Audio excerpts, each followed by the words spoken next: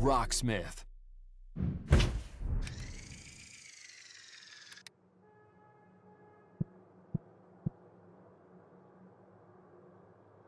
Lessons.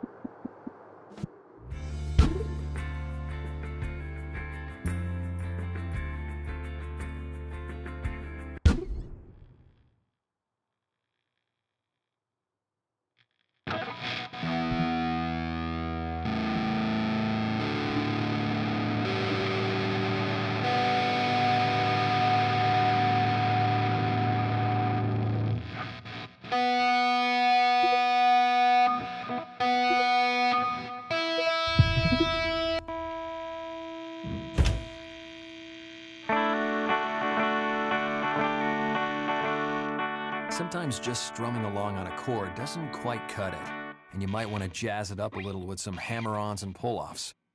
Alright, so the basic idea, while you're playing a chord, you throw in some hammer-ons and pull-offs to give it a little more motion. Here you're going to hammer on that high note of the D chord.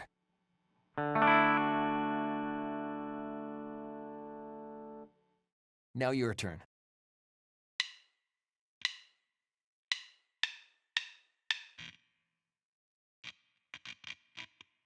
Let's try that again.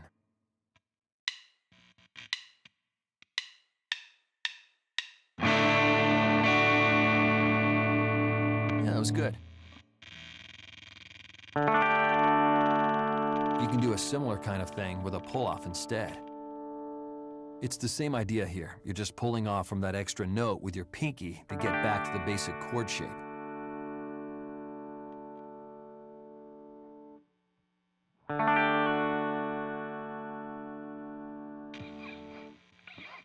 Play it now.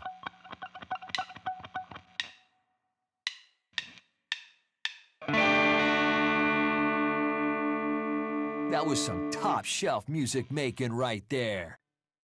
Here's a riff that combines that chord hammer-on and pull-off.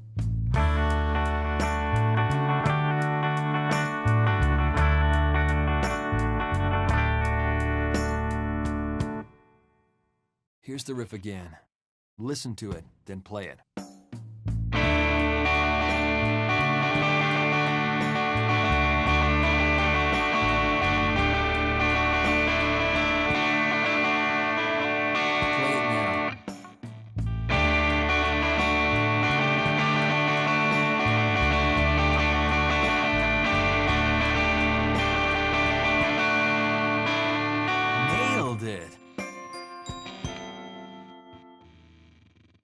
Once you get the basic idea here, you can use it for all kinds of different chords up and down the neck. Let's try it out with this bar chord. Just put your first finger across all the strings, then bring the other two fingers down after you strum.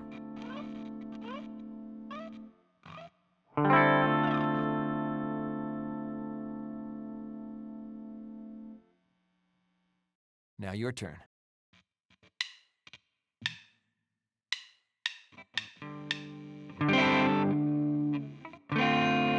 Let's try that again.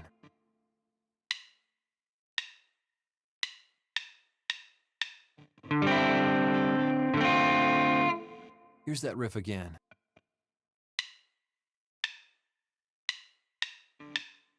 You got that one down. Let's do the pull-off thing with a bar chord too. Just like before, you're putting your pinky in there to play that extra note, then pulling off from that to get back to the minor 7 chord shape.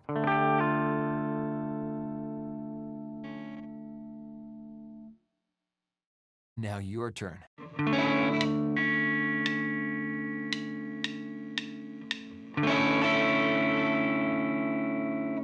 Sweet. Awesome. Now let's put some of those hammer-on and pull-off chords together and see what happens. Don't worry if it's tough at first. It'll take a little practice to build up the finger independence for this technique.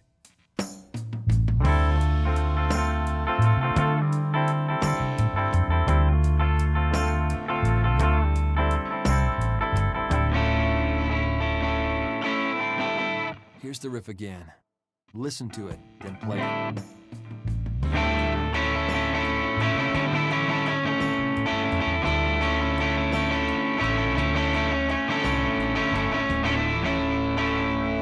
Play it now.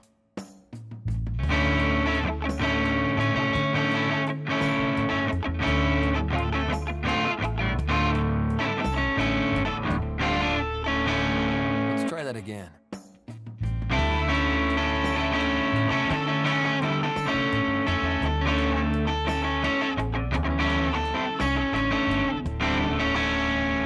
Here's that riff again.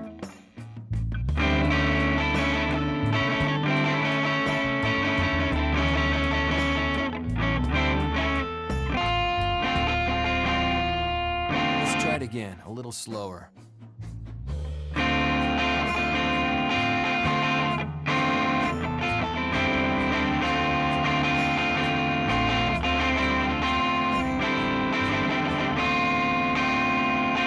Let's try that again.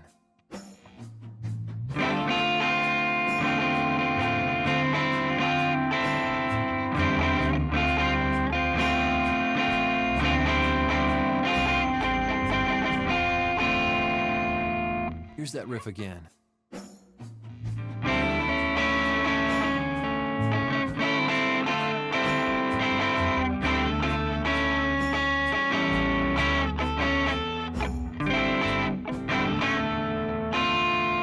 Let's give that another shot.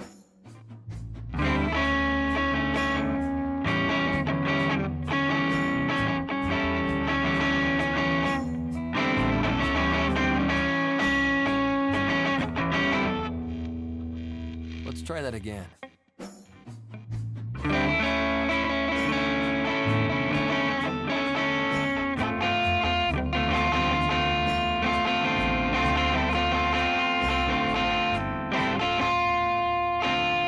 Here's that riff again.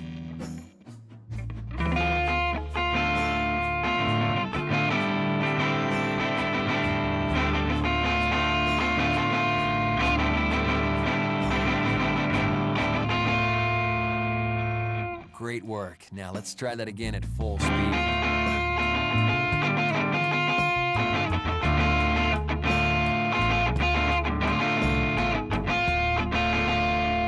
Let's try that again.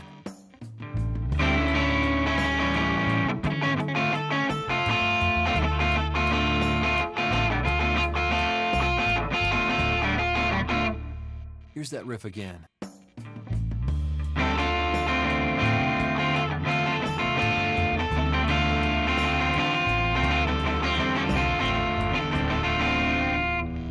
Let's slow that down and then build up your speed.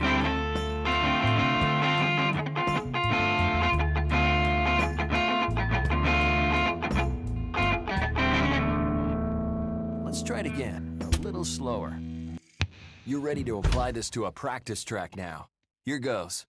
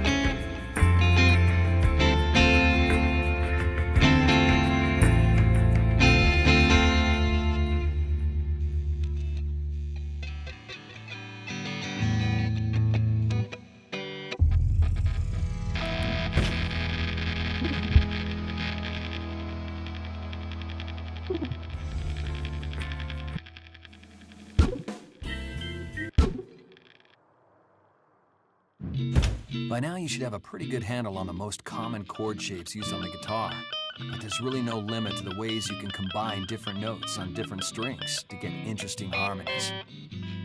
Jazz, for example, tends to use more complicated chords.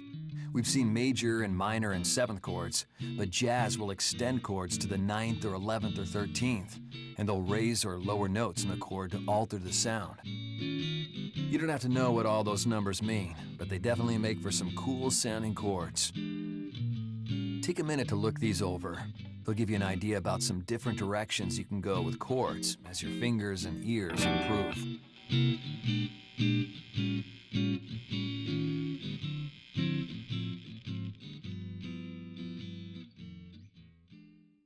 You're ready to apply this to a practice track now.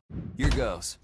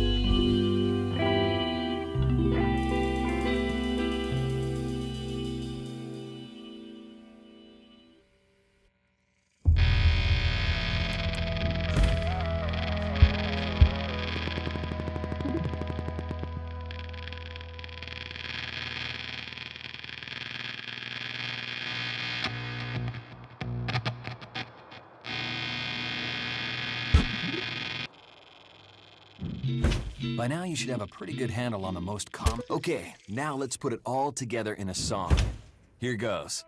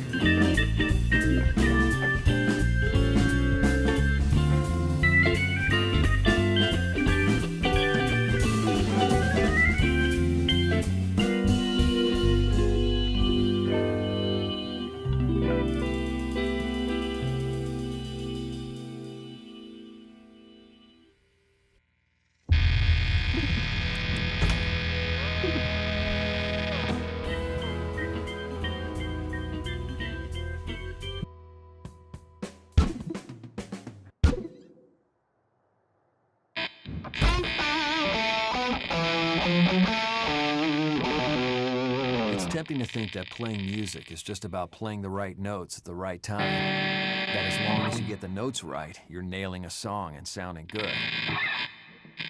But there's more to it than that. A big part of what makes music sound good is the way you shape the notes that you play. These different ways of shaping the notes are called articulations. Let's start with a basic riff with everything just picked normally.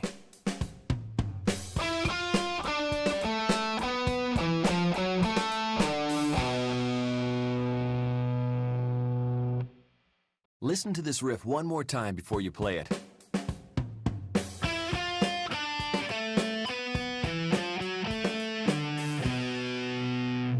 Play it now.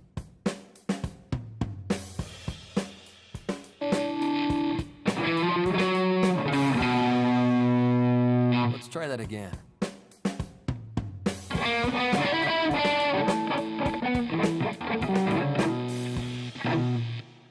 Here's that riff again.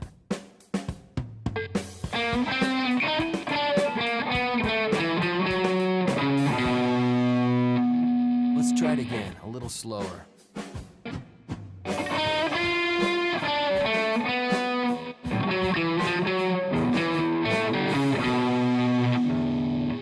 Let's try that again.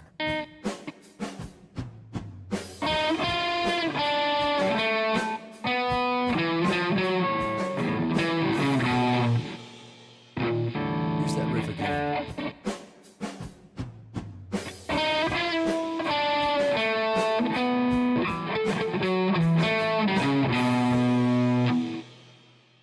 Let's give that another shot.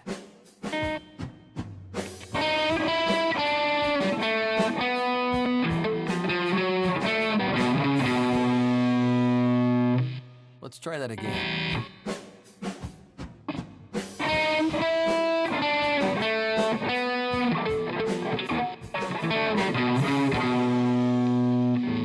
Here's that riff again.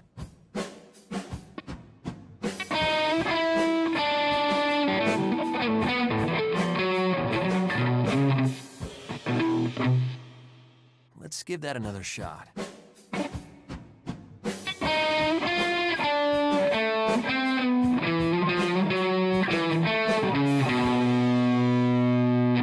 Let's try that again.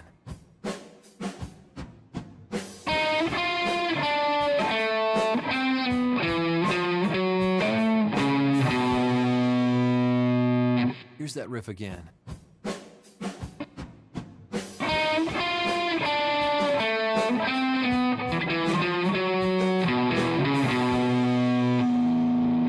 Let's give that another shot.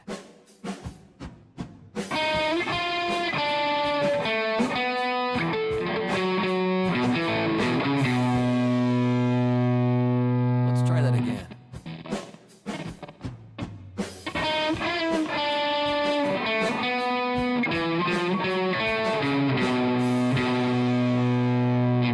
Here's that riff again.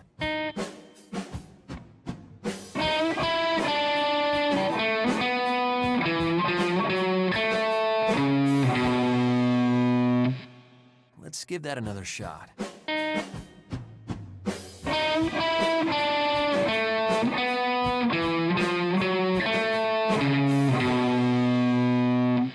Let's try that again.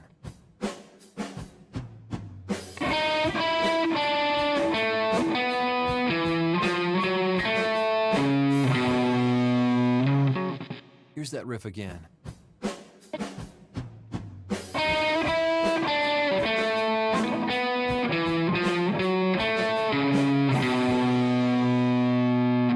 Let's give that another shot.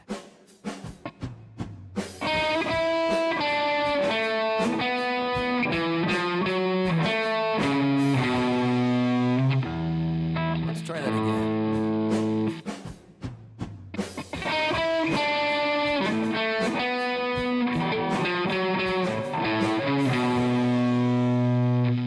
Here's that riff again.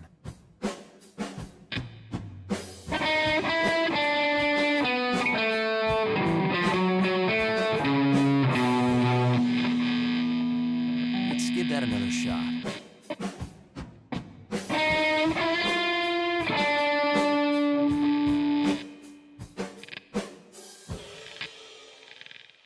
Let's try that again.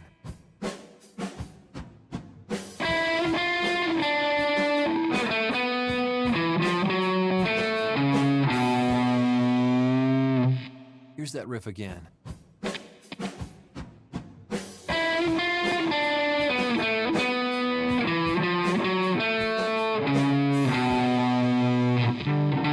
Let's give that another shot.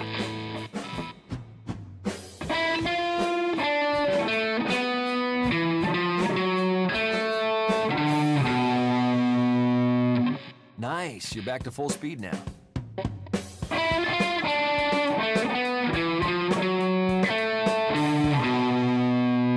That was pretty sweet.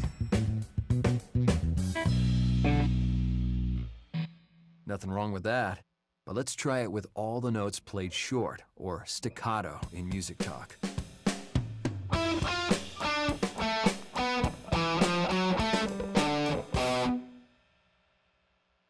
Here's the riff again. Listen to it, then play it.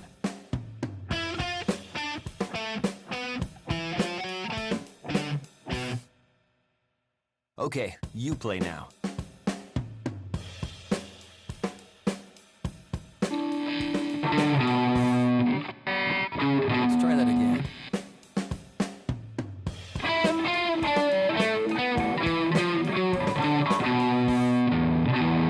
Here's that riff again.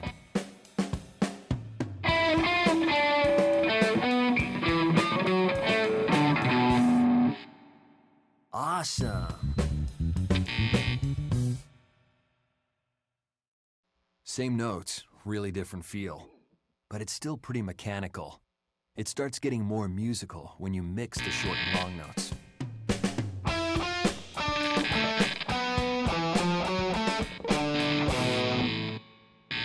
Here's the riff again. Listen to it, then play it.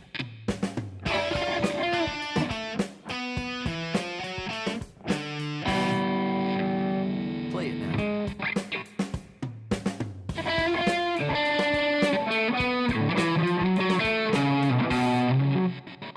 Let's try that again.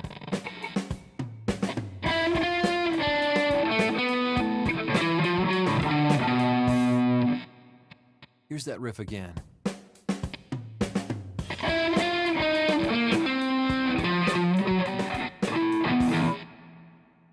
Let's slow it down for a minute.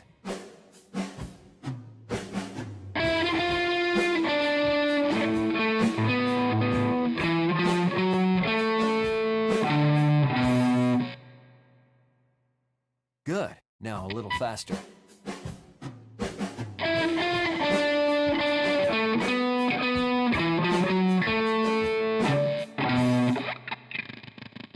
Now let's try that at full speed.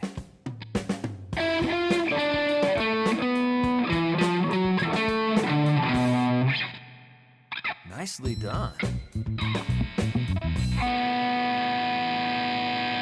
can go even further by using all these guitar techniques we've been learning, like bends and slides, to get into and out of the notes.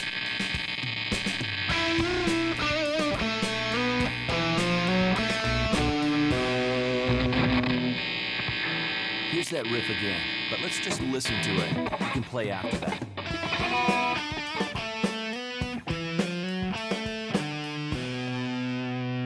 Now your turn.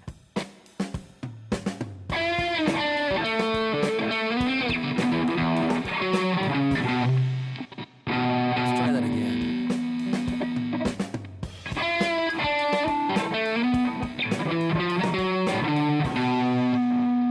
Here's that riff again.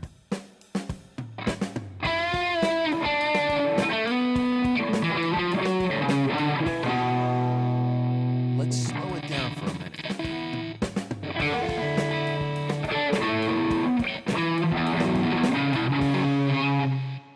Let's slow it down for a minute.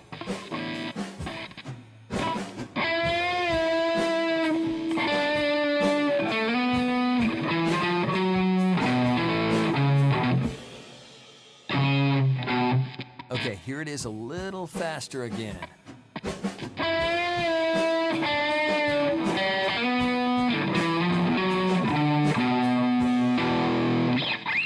Here's that riff again.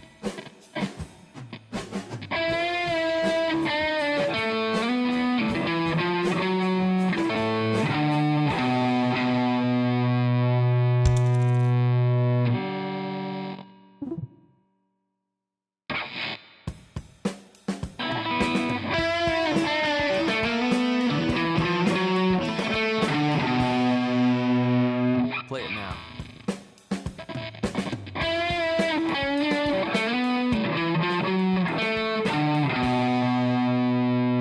That was awesome. Let's work on giving the notes themselves some character. We can add vibrato, palm mutes, and other stuff to the notes while we're sliding and bending between them to get something that really sings.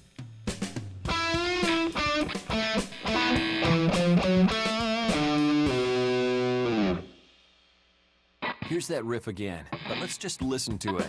You can play after that.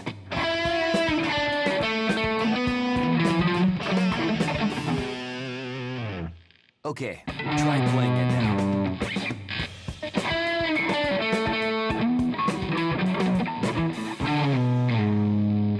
try that again.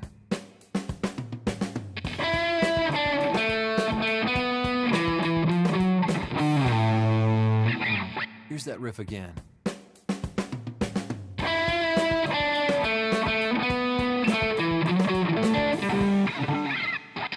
Let's try that a little slower and then build up your speed.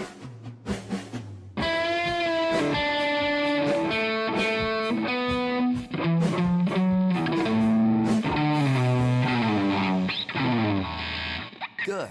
Now a little faster.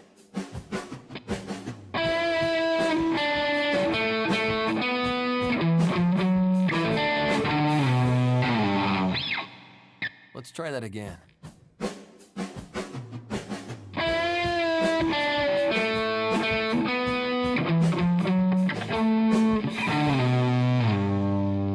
Here's that riff again.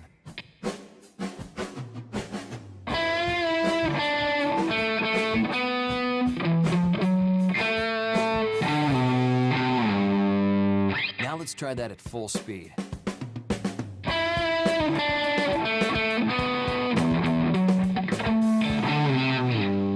Let's try that again.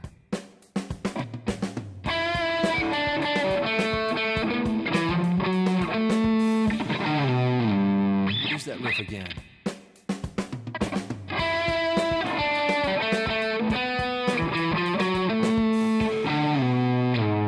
Let's try it again, a little slower.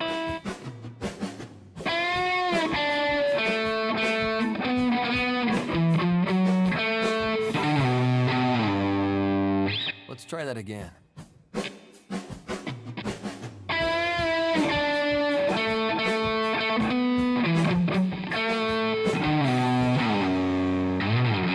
Here's that riff again.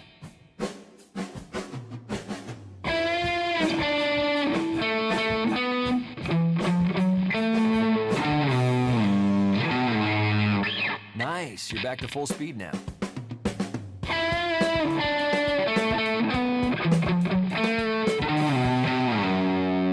Let's try that again.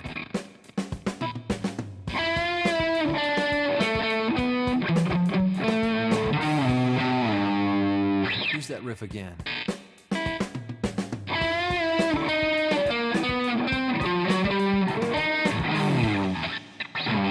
Let's try it again, a little slower.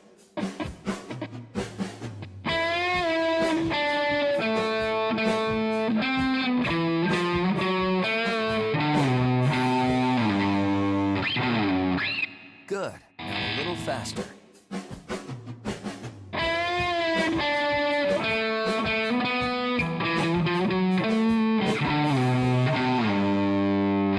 Let's try that again.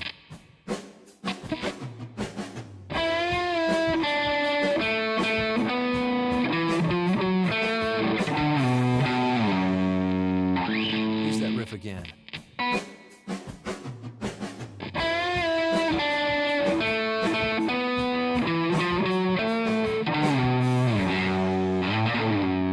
Nice, you're back to full speed now. Phrasing is all about how you group your notes together.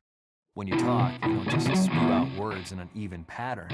You move through them faster or slower to express what you want to say, exactly how you want to say it. You can do the same with your music.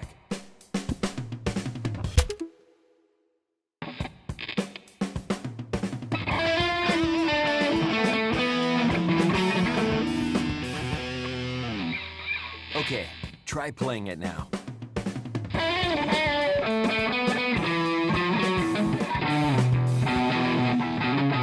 Let's try that again.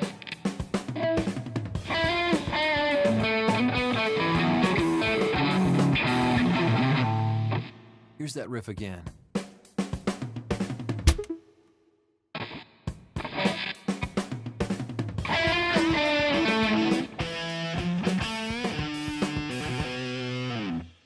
Play it now.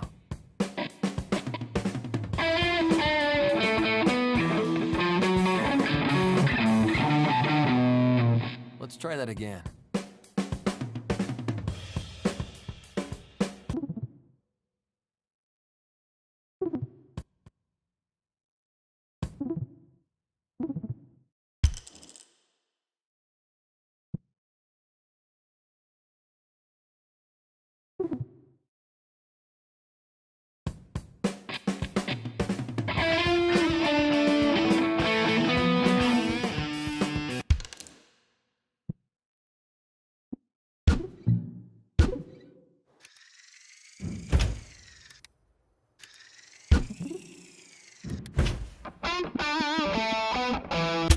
Phrasing is all about how you group your notes.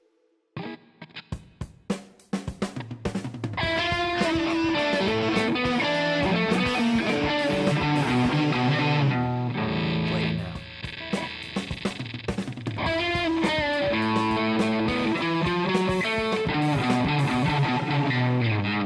Let's try that again.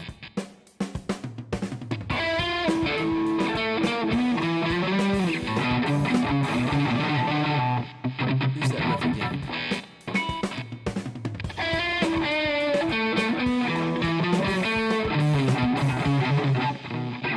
Let's try that a little slower and then build up your speed.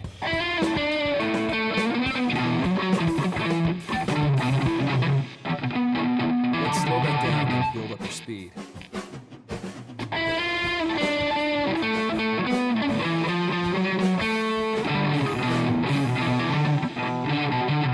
Here's that riff again.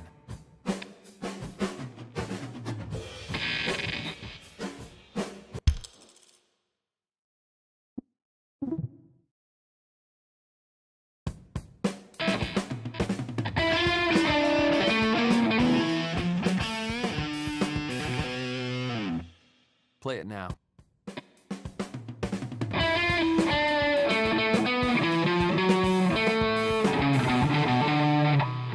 Let's try that again.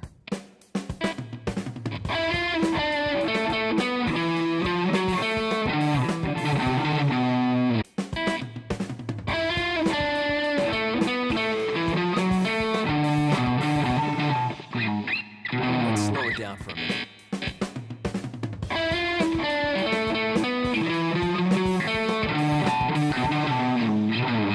Let's try that a little slower and then build up your speed.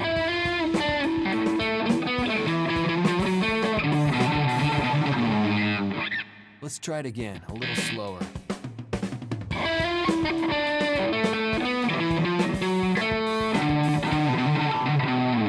Let's slow that down and then build up your speed.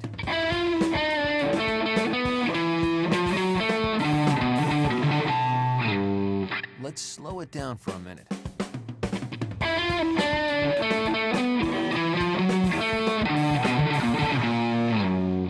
Let's try that a little slower and then build up your speed.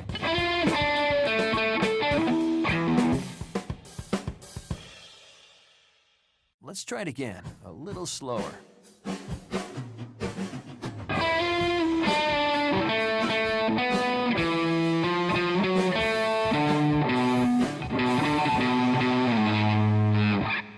Let's try that again.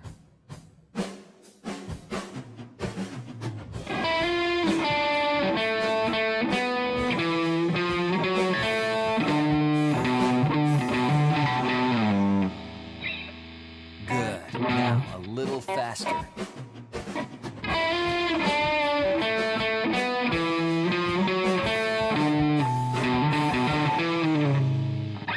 Here's that riff again.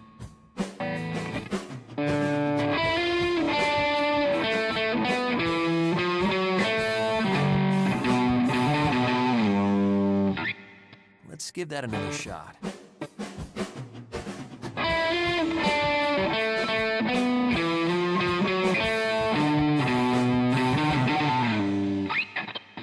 try that again.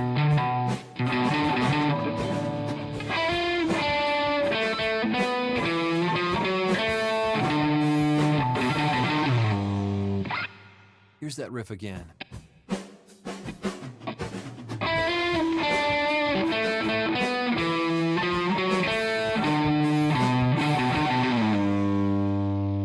Let's give that another shot.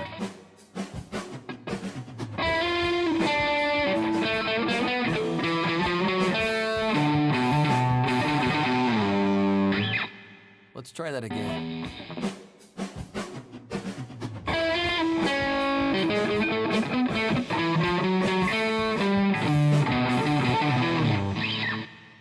Here's that riff again.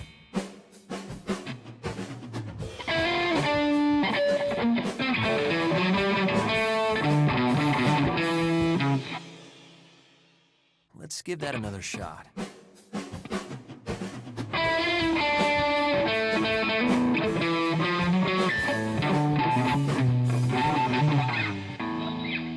Let's try that again.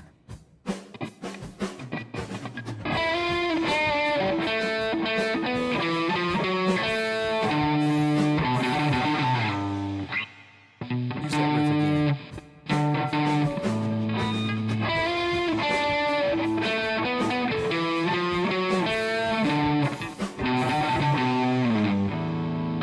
Let's give that another shot.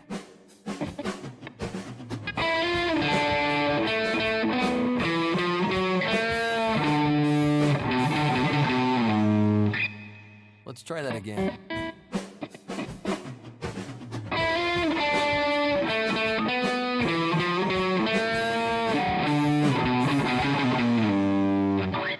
Now let's try that at full speed.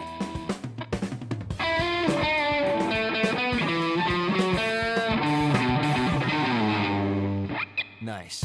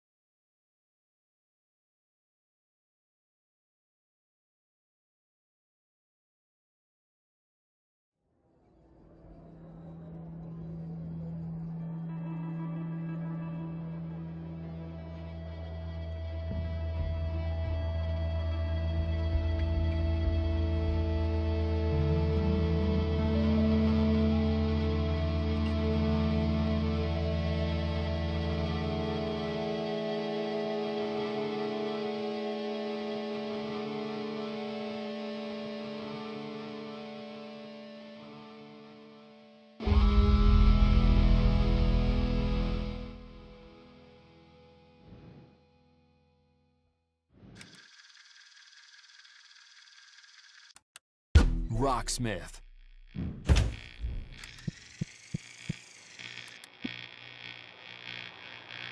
Lessons.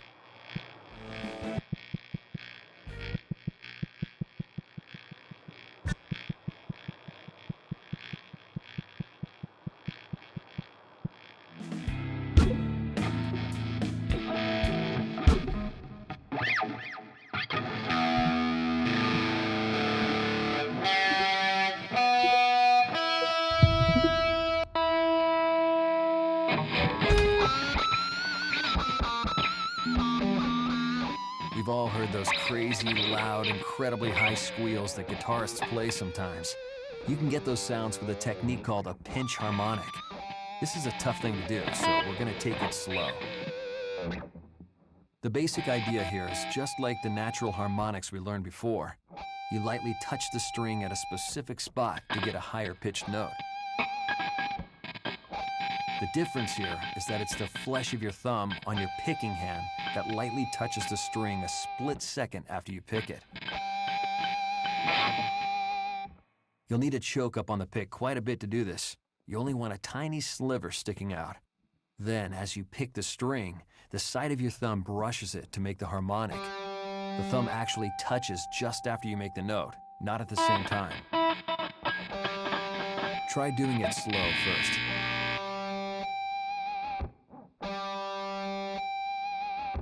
Once you've got a handle on that, try doing it all in one motion. It's sort of a digging motion, scooping the pick up through the string, but this happens so fast that there's no real pause. The thumb touches before you hear the regular note ring out, so all you hear is the harmonic. Your fret hand can fret different notes while you play the harmonics. That'll give you access to a bigger variety of pitches. These also only work at specific spots. Let's find a few. The location of these node points, that's what they're called, will change slightly based on the note you're fretting, so you might have to mess around to find the different harmonics. Another thing to think about with pinch harmonics is your guitar tone. They're pretty soft on their own, so you really need a nice high-gain tone to get those epic squealies. One really great thing about these pinch harmonics is that you can add bends, vibrato, and other effects, which is what really gives them that awesome metallic singing quality.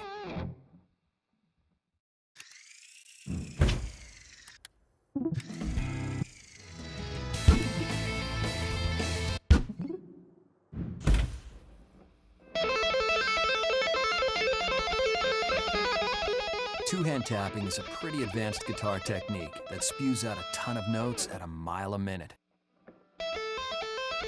Like with the hammer-ons and pull-offs, you play notes without picking, but the cool part here is you use both hands on the fretboard.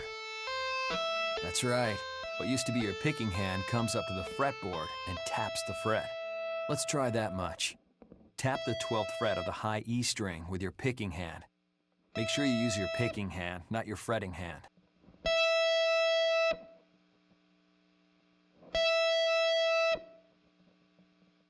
Now your turn.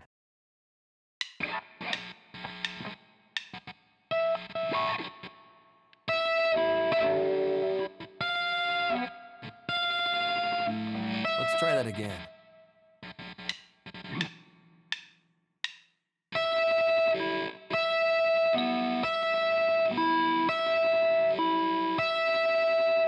Yeah, that was good.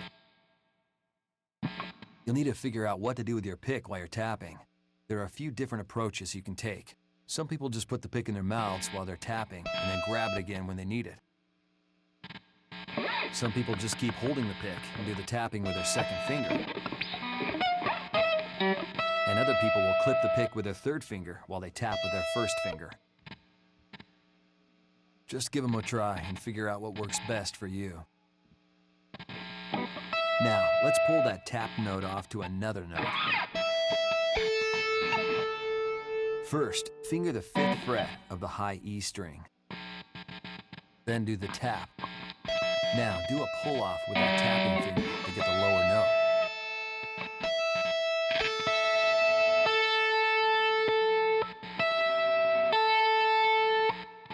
Okay, you play now.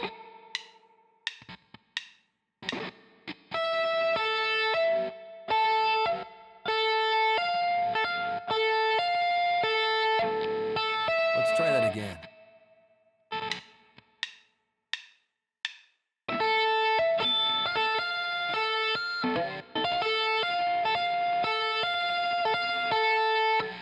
Here's that riff again.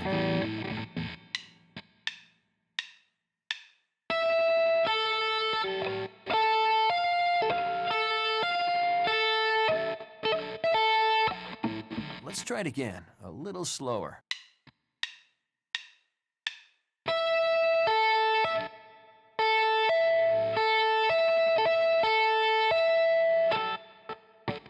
You've got Now, if you add one more note to that, you've got yourself a full-blown tapping pattern.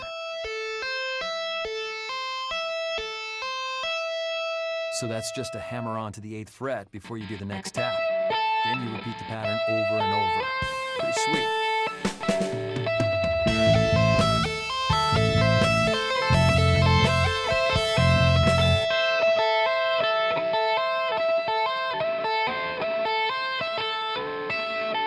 Here's the riff again. Listen to it, then play it.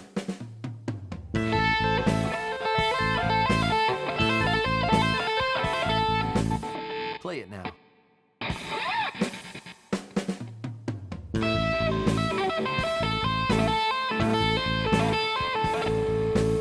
Let's try that again.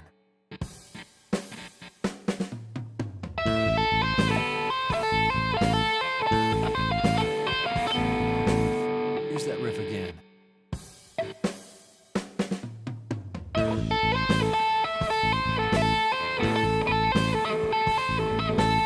Let's try it again, a little slower.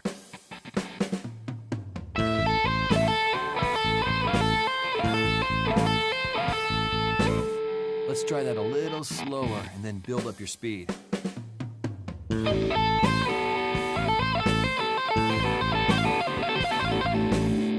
Let's try that a little slower and then build up your speed.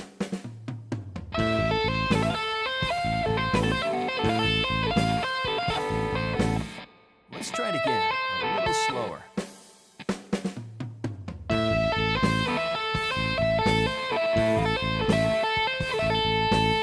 Let's try it again, a little slower.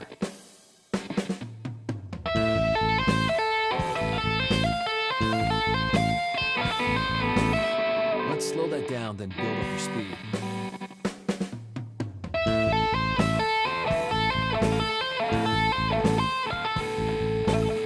Let's slow it down for a minute.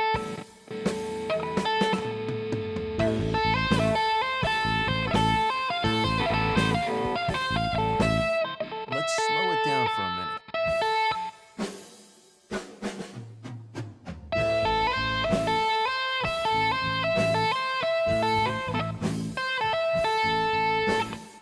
Now let's try that at full speed.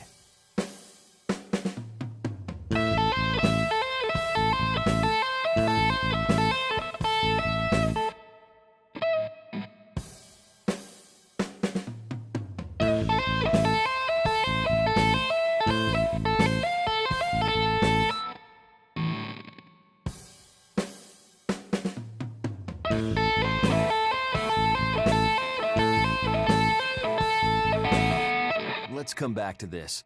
Here's an in-depth video. You'll start this one just like before.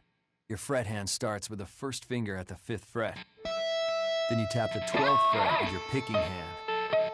Then pull off, which gives you that 5th fret note you're already holding. And then add in a hammer-on to the 8th fret. Then you're right back where you started. You just repeat those 3 notes over and over. Tap, pull off, hammer on. Tap, pull off, hammer on. Tap, pull off, hammer on. Start slowly and build up your speed. Make sure the timing of the notes is as even as possible. Let's try that pattern nice and slow, then build up a little more speed.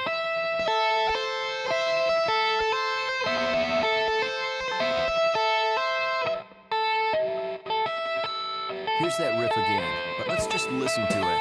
You can play after that.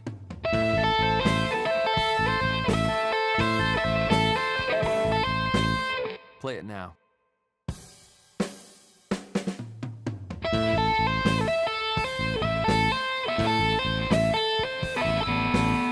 Let's try that again.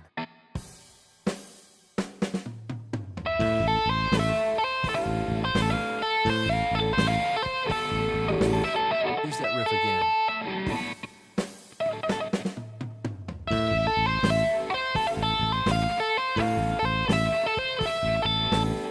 Let's try that a little slower and then build up your speed.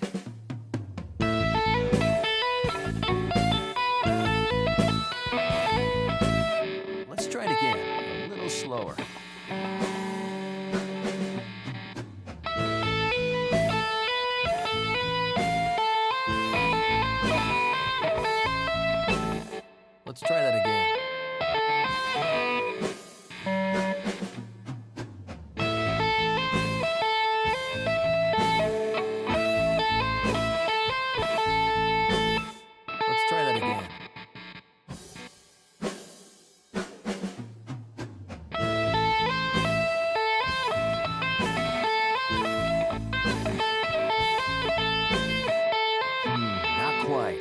Let's review this a little further. Here's another video. You'll start this one just like before. Your fret hand starts with the first finger at the fifth. Let's keep going with that same idea. But this time, you're going to move your tapping hand to change the high note. The technique and the rhythm are just the same as before, but the high note changes.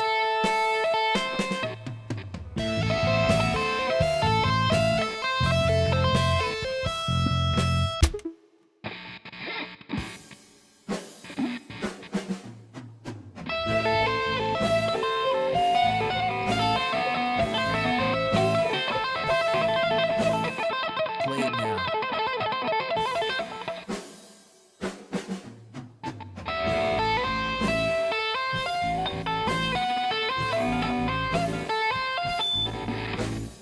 Let's try that again. You're ready to apply this to a practice track now. Here goes.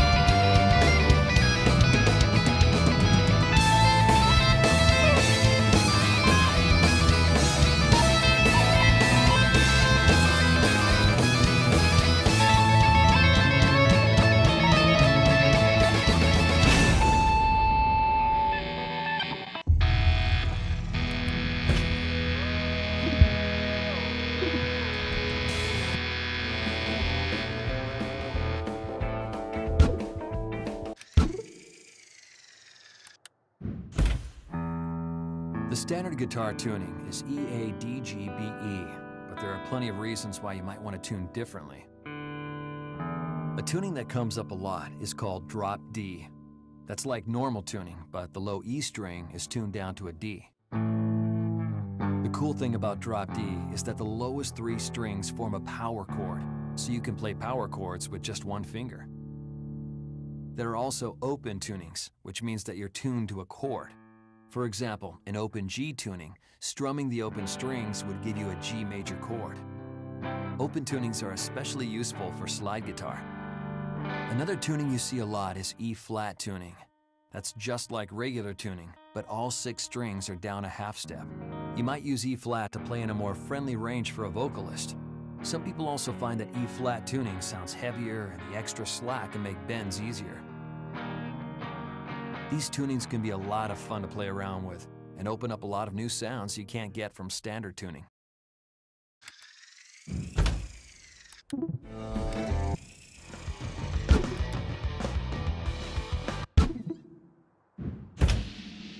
An amplifier is just what it sounds like. You plug your guitar into it, and it makes it louder.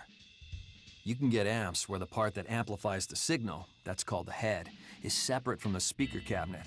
Or you can get an all-in-one amplifier called a combo amp. Combos are generally more portable and probably a better starting point for a beginner. The 2 major kinds of amps are tube amps and solid-state amps. Tube amps are usually warmer and more natural, but they tend to be more expensive than solid-state amps. There are also hybrid amps that combine the 2. Another popular option is amp modeling, where the characteristic sound of an amplifier is emulated digitally. You can find amp modeling in standalone combo amps or as computer software. It's really a great way to get a whole lot of very different sounds out of a single amp. The size and number of speakers in your combo amp or cabinet will also affect the sound. 1x12 means the amp has 1 12-inch speaker. 4x10 means it has 4 10-inch speakers.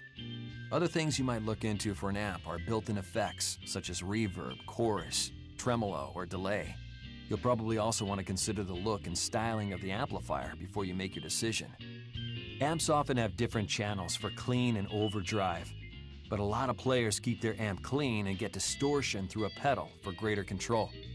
There are lots of things to keep in mind when you're looking for an amp, but ultimately, you can't beat just taking your guitar to the music store, plugging in, and seeing which one sounds best to you.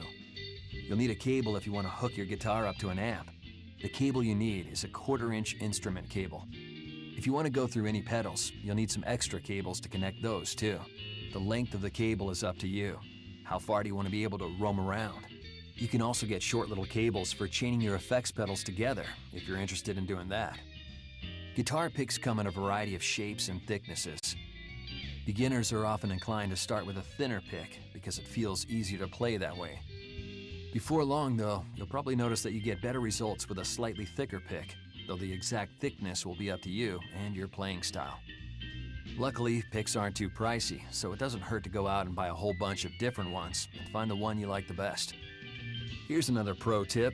Picks are small and easy to lose track of, and they have a way of wandering off within seconds of putting them down. So be sure you keep plenty of picks stashed away.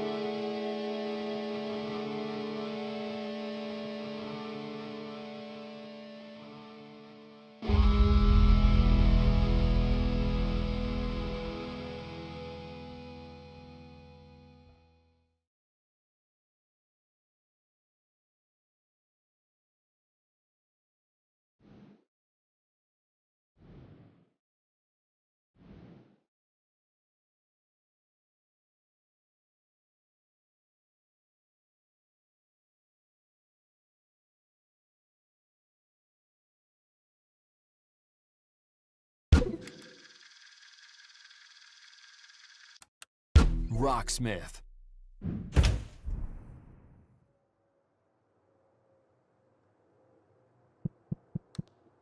Guitarcade. Lessons.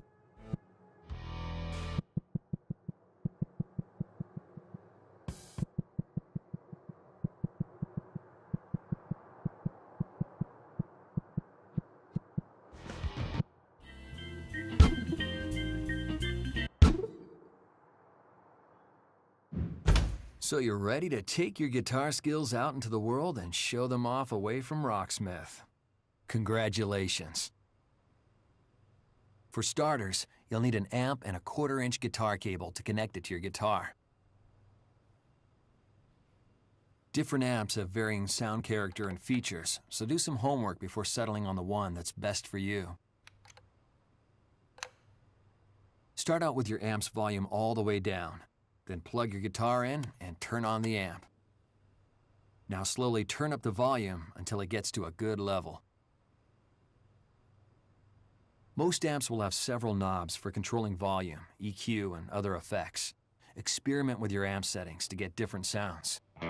Some amps will have effects like distortion, tremolo, or reverb built in. You can hook up foot pedals between your guitar and your amp to get even more sounds. Once you've got everything hooked up and your sound dialed in, you're ready to rock.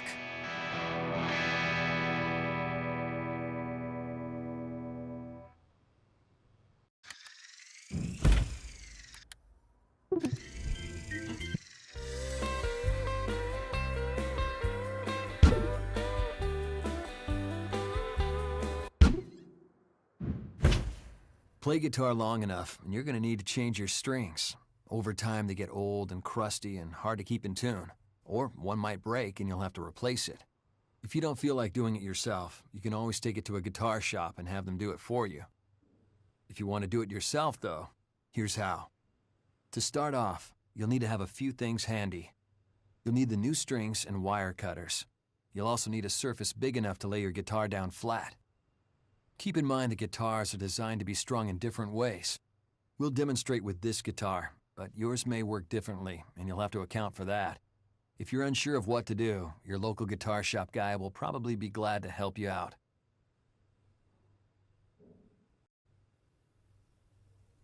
Turn the tuning peg to loosen the string. Be sure you're loosening it and not tightening it. When the string starts to slack, you can cut it with those wire cutters.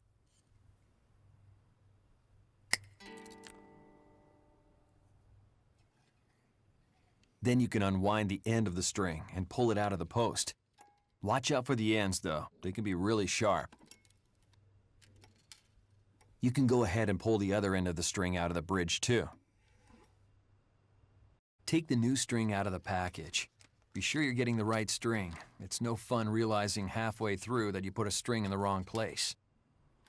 Now, feed the pointy end of the new string through the hole in the bridge. Feed it all the way through and bring it up to the tuning peg post. The post probably has a little hole in it, so you'll feed the string through that. Leave some slack so you can throw a loop over the post. Then bend the end of the string up at a 90-degree angle to keep it in place. Hold the string down while you turn the peg so that it winds down, not up the post. You can use the string winder if you want. Be sure as you tighten that the string is sitting in the right grooves at the bridge and nut of the guitar. Keep on turning, and eventually you'll get some tension on the string. Then you can start bringing it up to the right pitch. With all that tension the guitar puts on them, new strings will stretch, and that'll make them go out of tune. So it's a good idea to pull up on the string a few times to pre-stretch it. That'll help them settle in a little faster.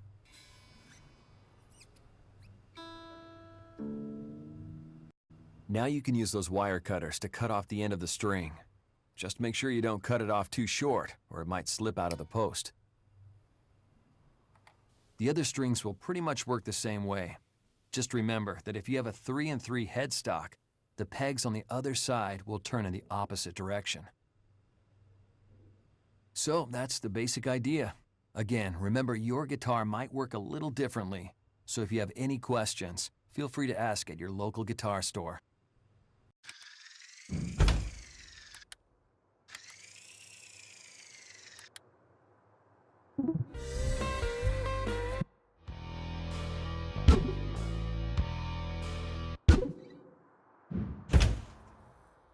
We do our best to keep you in tune while you're playing the game, but you'll want to know how to tune your guitar when you take your show on the road. You'll want to start with some kind of reference pitch, like a low E on the piano or a note from another guitarist. Now adjust the tuning peg for the low E string until it matches the note. Take your time and get it as close as you can. Once that low note is tuned, you can tune the rest of the strings based on it. Now play the 5th fret of the low E string. This is an A. This is the same note that the next string should be. So let's tune that next string to this note.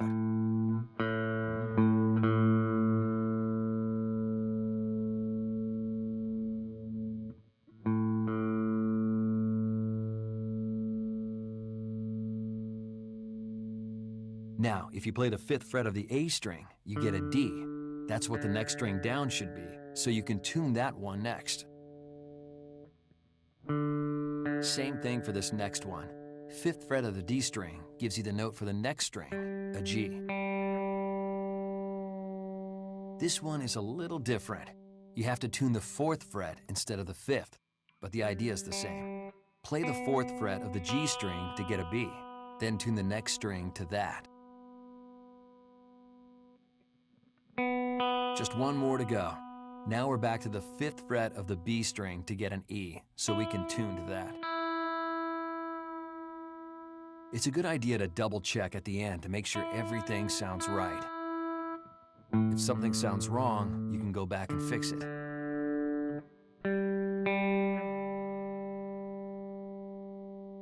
Of course, if you don't have anything to tune to, you can just tune to whatever your low E string happens to be.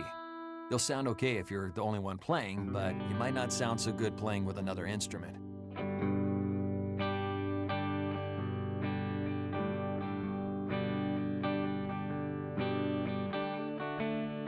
You might find that new strings need to be retuned more than older ones. This is normal. Once they get stretched out, they'll stay in tune longer.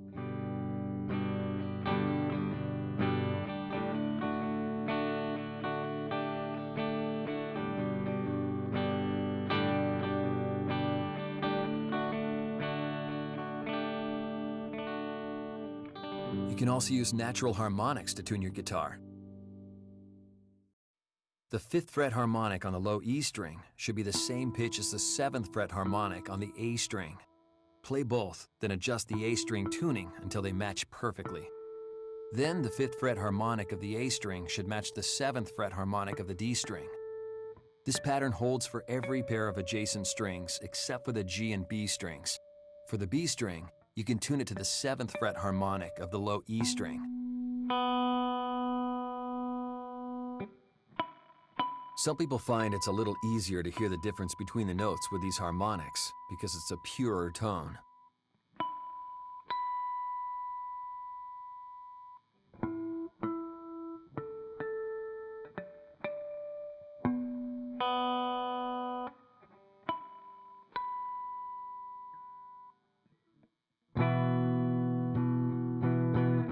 It might take a few extra minutes to get your guitar tuned up, but it's worth it.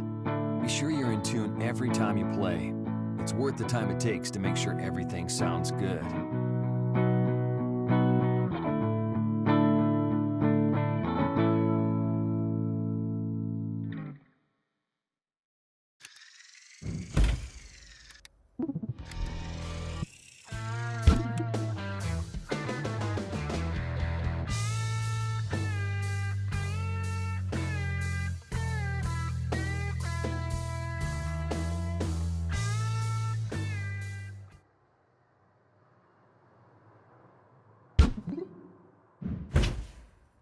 This little guy is called a capo.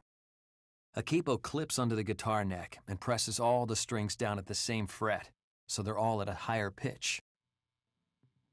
The cool thing is, that lets you play a song you already know in one key in a totally different key without having to change what your hand does.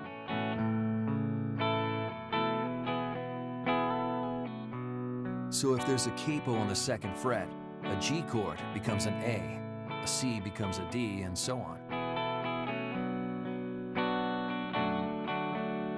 This can be super useful when a guitar part uses a lot of open strings, but you need to play it in a different key.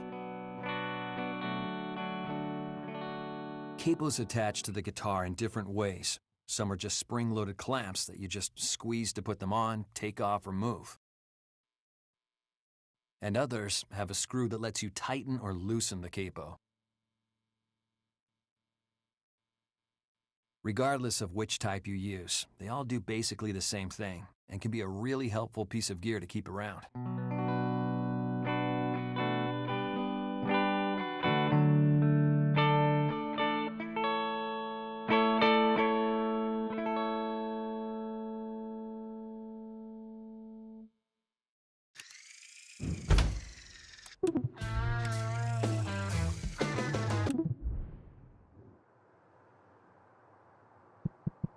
Tone designer.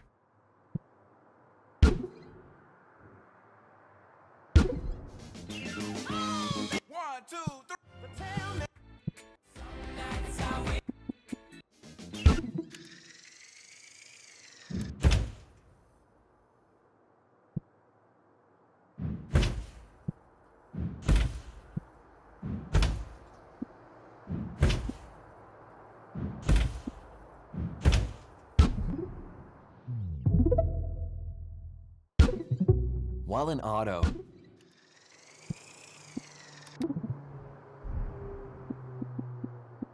session mode.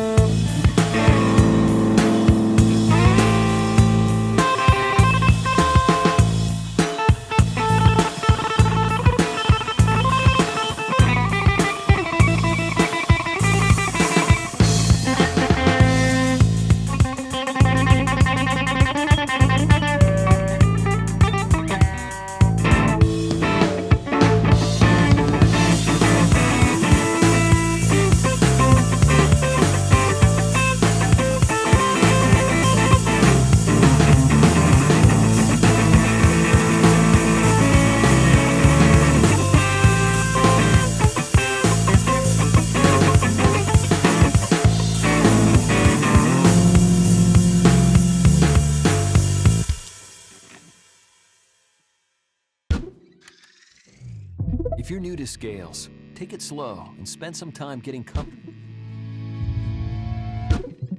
Now, let's try playing with a really...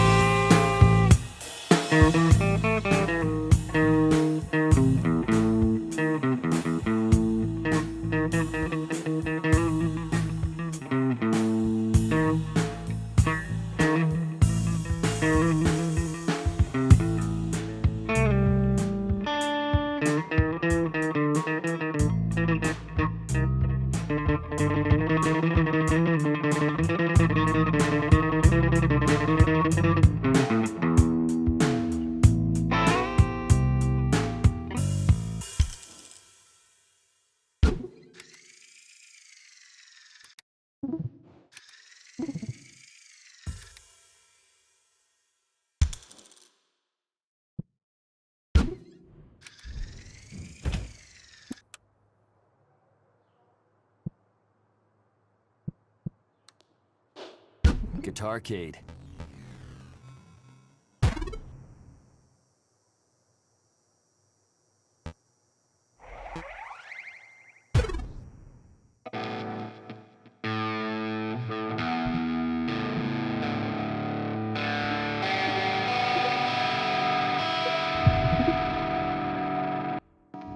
Scale Warrior!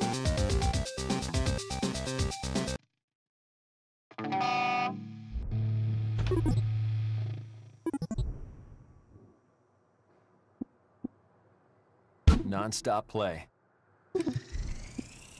Session mode. Learn a song.